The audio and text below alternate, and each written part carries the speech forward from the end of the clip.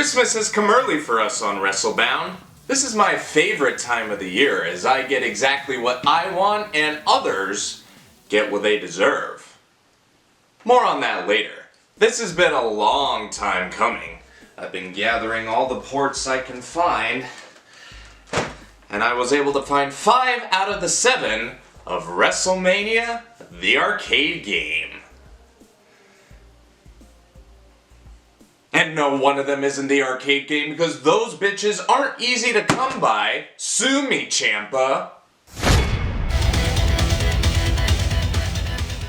It was only a matter of time before we found ourselves in the arcades, as that's a format wrestling can either thrive on or die on. Just depends on how it's made, and with Midway at the helm, you couldn't necessarily go wrong. Oh, Acclaim and Sculptured Software did the console ports? I spoke too soon.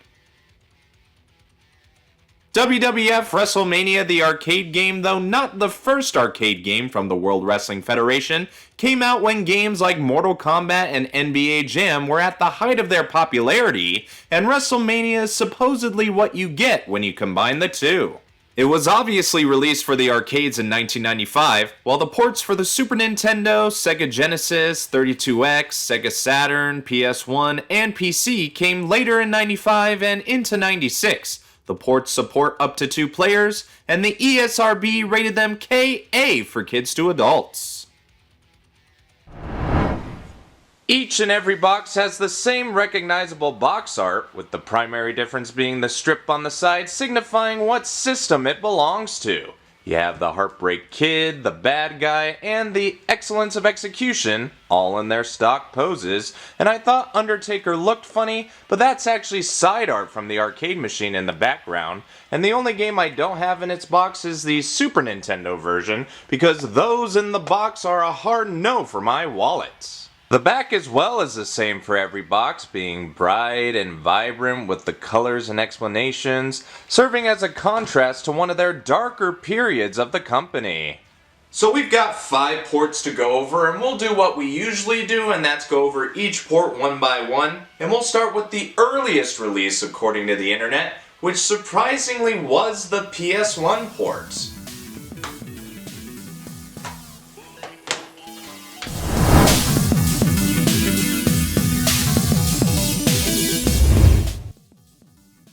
We're off to a good start as this has the feel of an arcade attract screen. You have tips from the nerds that made it, stats for the nerds that play it, and a brief showcase of the action. Strange that there's no music though. Not sure if that's accurate or not, but it would be strange if there wasn't a little jingle or tunage to attract people in. I would think the machine is broken, therefore have to beat it up in order to get it working. Now let's get down to business and pick our wrestler of choice. Out of the roster of 8, you can arguably say these were the best picks that they could have chosen from the new generation era. I mean, you'll remember The Heartbreak Kid, Shawn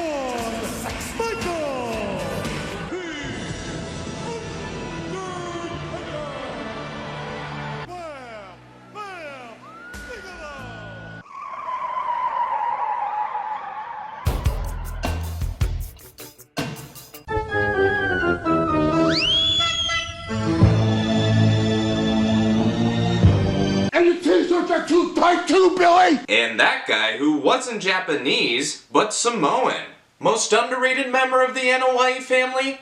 Possibly, no one talks about him anymore. But I'm going with Bret Hart because he carried the company on his back and it's the least I could do. I can't choose my opponent since I'm playing alone, but I can choose to go for 2 of the top belts as a mode. Decided to start with the Workhorse belt, the Intercontinental Championship. Back when the title had prestige, but WWE sure love it, especially when Shinsuke Nakamura won it for a second time. Ugh, that was a fucking nightmare on my feed that day. The game modes are tourney based, which I usually hate, but I'll let it slide this time, cause what else are they gonna do for a single player campaign? First opponent is Bam Bam. And we know what we gotta do. Fucking mash! There's more to it as you can find out in the options. You have your normal attacks, super attacks, and blocks that I would say are appropriately assigned. I couldn't find this out in the manual cause the PS1 doesn't have one. I feel like I got ripped off, even if it is long box. Anyway, what you have to do is beat up your opponent in a 2 out of 3 falls match in order to get one step closer to the belt.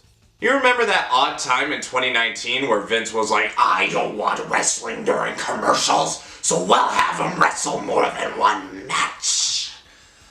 I'll work on that, I swear. It does look and feel like an arcade game so far, and Bigelow was a breeze, now it's off to Doink. I do like the detail as well. You have the crowd moving in the background, McMahon and Lawler are on commentary infrequently, and the characters bleed, not blood, but stuff you might associate with them. Keep in mind, this is when the company was a hard PG. Honestly, this one look out of place today. The third match got interesting as I was facing a doppelganger hitman in blue tights. That's an obscure reference to early attire. Bret Blueberry Boy Hart. Reason why it got interesting was I learned the importance of getting the first attack in, for if you do, your attacks will do twice as much damage to your opponent. Not exactly sure that's what it means, but it sure as hell looked like it, as I got crushed. Not by him though, why isn't he in this? If you lose one fall, you can get it back if you try hard enough, but if you lose both falls, it'll be game over, unless you continue, which will erase your winning streak. Bet that wouldn't happen if I had a quarter. It'll obviously get tougher as you progress, which was the case here, but all I needed was a second try over Blueberry Hitman, then I rolled over Razor Ramon, and now I'm fighting Shawn Michaels. And Lex Luger in a handicap match? Now you know it's an arcade game because that's not fair. It actually could be so long as you kept your distance. I think in hindsight the trick is to pick one guy to fight first while the other guy waits in the corner, but I clearly didn't do that, and in Jerry's words, Bret Hart got exactly what he deserved. I was able to score one win by the skin of my teeth, but they obviously got the upper hand, and thus my icy hopes and dreams were dashed. Well, that just leaves a bigger prize to go after, so let's see how I do there. First up is another handicap match. And against sworn enemies? Close the curtain, kayfabe still exists, bitches. If you couldn't guess, I went nowhere here as I got squashed by the muscles of the narcissist and the huge frame of the Samoan sumo. Well, if that's a sign of things to come, then I guess these other ports have no hope.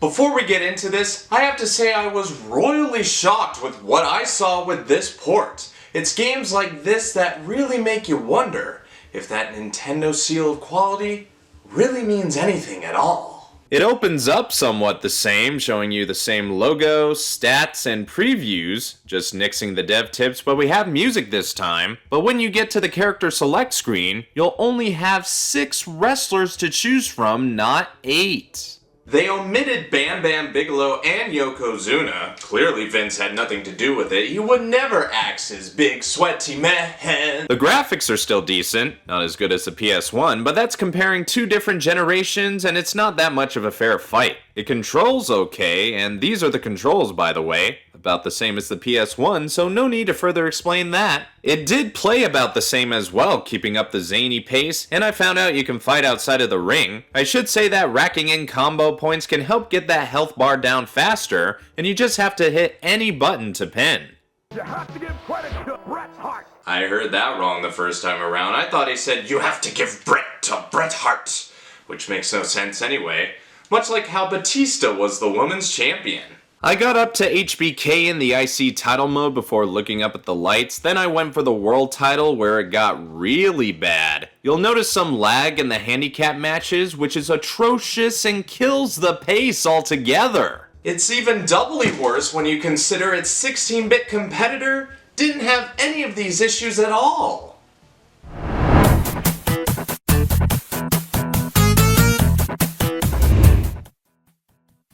Now this is where the old saying of Genesis does what Nintendo don't actually has meaning. Though they are built more or less the same, the colors on the Genesis are muted and the music has that signature Genesis twang.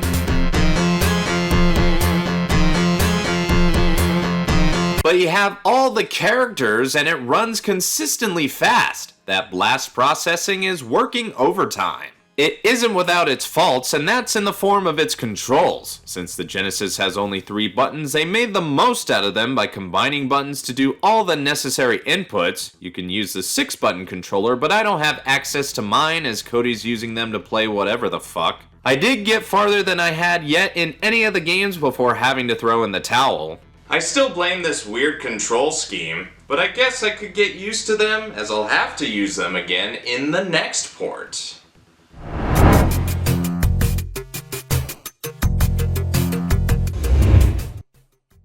Hope you're ready for some story time. This episode was going to be number 5 on the schedule, but it was postponed because I wasn't able to find this particular port as it was the hardest and most expensive to find out of all of them. But Cody was kind enough to give me what I ordered as a Christmas present, and God, it better be worth it. Well, for starters, it looks a little better than the Genesis, having more colors. It isn't as bright as the Super Nintendo, but you gotta take what you can get. Believe it or not, I may be getting used to these controls now that I'm playing it more, as I'm somewhat pulling off different moves, and even reversing, cause that's somehow a thing. Don't ask me how, with only 3 buttons, mashing is the most logical thing to do.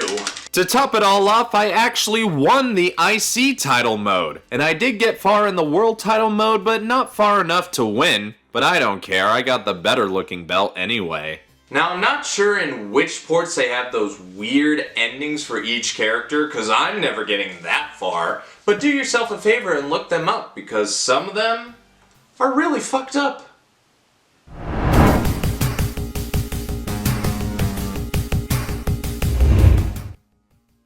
I'm hopefully saving the best for last, as I know the Saturn is a better 2D machine than a 3D one, so I'm thinking this might be the superior console port. I can already say it looks spectacular, though mostly identical to the PS1.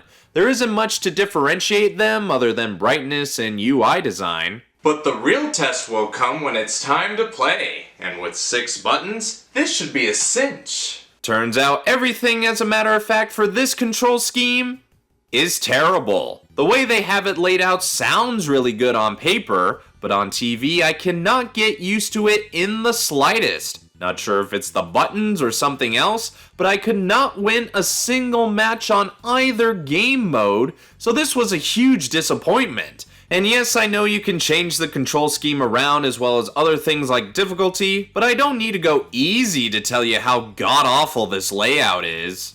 And I usually like this controller, but now...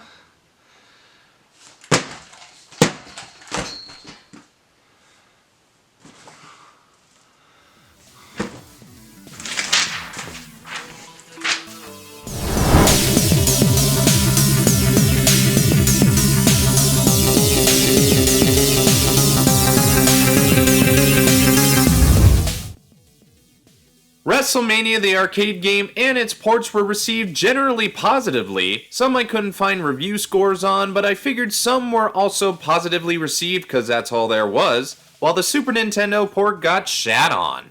Had to have been. Like I said, I wasn't able to find the PC or actual arcade game due to scarcity and such. Had a chance with the PC game, but didn't pull the trigger in time. Perhaps I'll come back around to it, as they'll no doubt be superior to what I showed you on the console front. Interestingly, Atom Bomb was meant to be a hidden character a la Reptile in Mortal Kombat. You can find some footage of this online somewhere to prove this little factoid. Hell, you can find a lot of behind the scenes footage, just gotta know where to look. This wasn't the last WWF game to come out in arcades. 5 years would pass until we got WWF Royal Rumble from Sega. Guess I'll have to talk about that one day. Lucky me, right? But not before I talk about the spiritual sequel to WrestleMania, that being WWF In Your House. And if it's about the same as the arcade game, then it's gonna be just as fun. And I say that sarcastically. I've been looking forward to this video all year. It took 5 episodes long to do it, but still, the hype was real. I gathered all the ports I could find, which took a lot of time, effort, money, and patience. But now I have to ask myself, after all the highs and lows, was it all worth it? I won't say I didn't have some sort of fun playing this game in very different ways. But that mileage of fun came at different costs. The best ones I think were the 32X and even the Genesis ports looking back. Even with the muted color and fewer buttons, it still felt more like the arcade than the rest throughout, and it was easier to control and get used to as there was much less to trip you up. Plus it was better at button mashing. The PS1 version was fine too, no doubt better looking than the Genesis and 32X, but I'm not quite used to the control scheme yet, just need practice. The Saturn port just made me sad. I really wanted to like it, but those damn controls, man. The graphics are great, but I don't think it's as playable. Speaking of which, the worst of the bunch has to be the Super Nintendo, not because it isn't playable, but the fact it's missing 2 characters and has visible slowdown in multi-man matches just makes it inferior to all the others. But if you like being inferior, as most of my viewers do, give it a shot. I'm sure you can get around it. So there are some good ports and some bad. It was amazing to see how the systems took an arcade game and tried to make them feel at home. Some succeeded, while others failed big time. But in the end, we all know that the arcade game is really the only way to go. This whole video was to remind you of that fact of life. The Genesis, 32X, and PS1 ports will give 2.5 stars. The Saturn port I'll give 2 stars for the graphics and despite its controller shortcomings. And the SNES port I'll give 1.5 stars despite being the worst out of them all. It's still playable. Well, now that that bullshit's out of the way, follow me, will ya?